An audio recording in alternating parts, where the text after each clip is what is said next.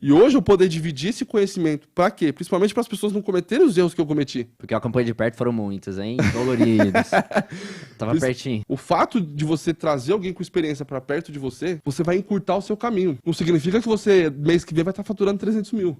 Se você pensar isso, você realmente tem problemas. Você realmente precisa procurar ajuda médica.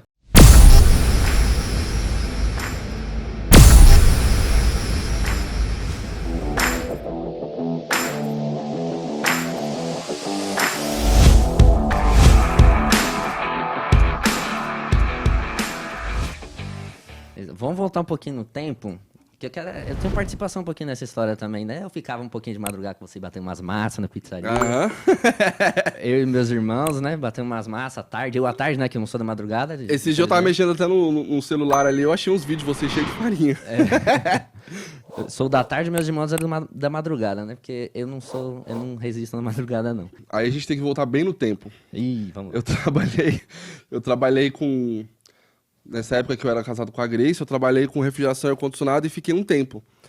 E aí foi quando eu separei, voltei pra casa da minha mãe. E mesmo quando eu trabalhava com refrigeração e ar-condicionado, eu já trabalhava em pizzaria.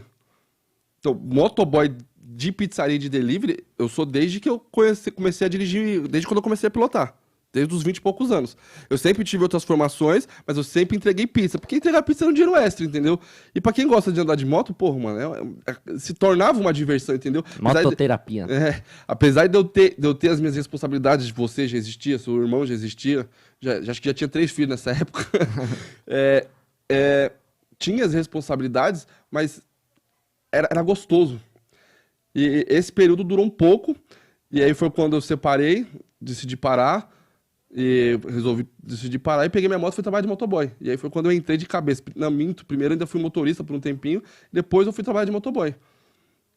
Então, durante todo esse tempo, foram 8 anos consecutivos, eu trabalhei 2 anos, parei um pouco, foi quando depois voltei, foram 8 anos consecutivos direto, aí sim fui trabalhando como motoboy, trabalhando no delivery à noite, e aí a gente decidiu comprar o próprio delivery, a gente trabalhava. E aí é onde entra muito o preconceito das pessoas. Eu ganhava bem, né, como motoboy, por quê?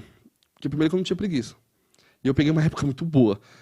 Então, se você não tinha preguiça, você fazia o dinheiro que você queria. O seu dinheiro, ele só não se tornava infinito porque o tempo é limitado. Mas eu distribuía meu cartão, eu corria atrás. Eu saía de casa às 6h30 da manhã todo dia, chegava em casa meia-noite. Todo dia. Todo dia. Todo santo dia. Todo santo dia. Eu tinha muito trampo. Eu tinha muito cliente. Eu não sei se eu tenho facilidade de comunicação, se eu troco uma ideia. Eu sei que eu fui pegando. Eu trabalhava na Editora Abril. Então a Editora Abril me mandava levar um serviço numa agência como essa aqui, que eu levava muito serviço nesse tipo de agência. Chegava aqui, eu entregava um cartãozinho meu. Ô, precisa de um trampo aí, ó. Pum, dá uma ligada aqui. Era o Nextel na época.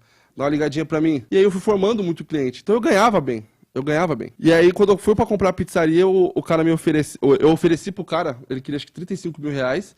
E eu ofereci pra ele 20 mil de entrada, que ia ser um erro, porque eu ia ficar duro. Era tudo que eu tinha.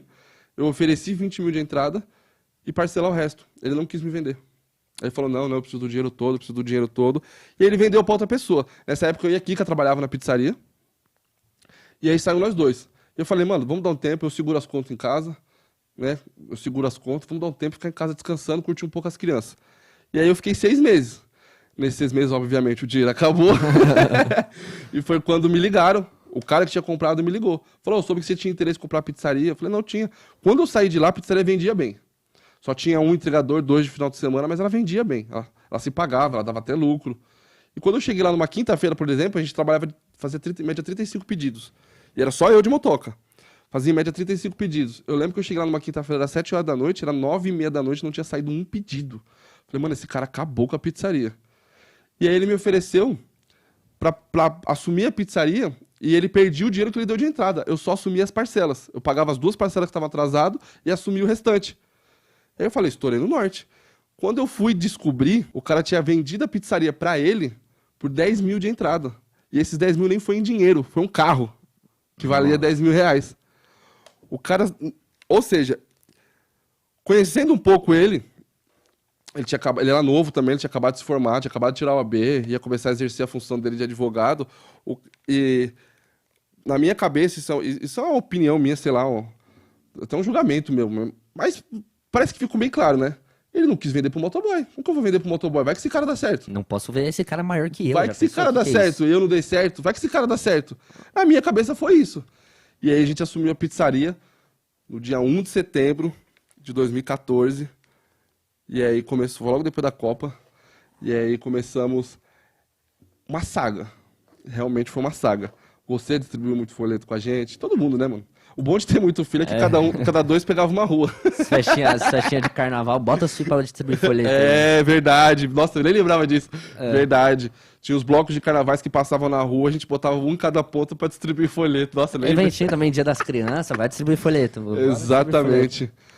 Eu peguei uma época de transição, né, do analógico pro digital. Então a gente ainda fazia folheto, a gente ainda distribuía. E, cara, eu vou falar pra você. Não é fácil, Bruno. Não é fácil. E muita luta. Muita luta, muita luta. Não só minha, como da minha esposa, da Kika, né? E, cara,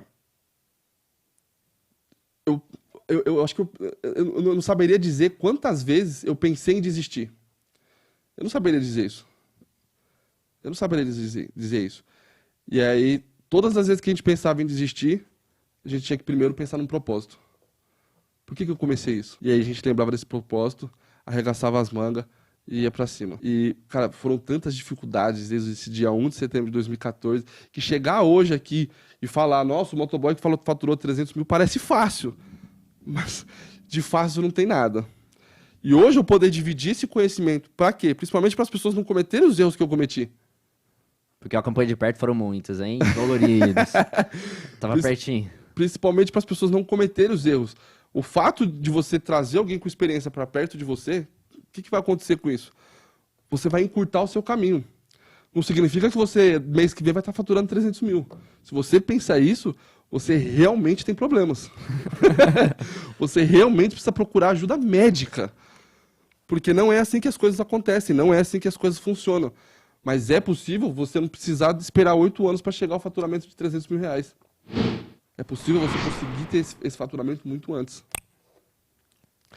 E o que eu posso trazer para vocês aqui, nesse momento, é que no final, com certeza vale a pena.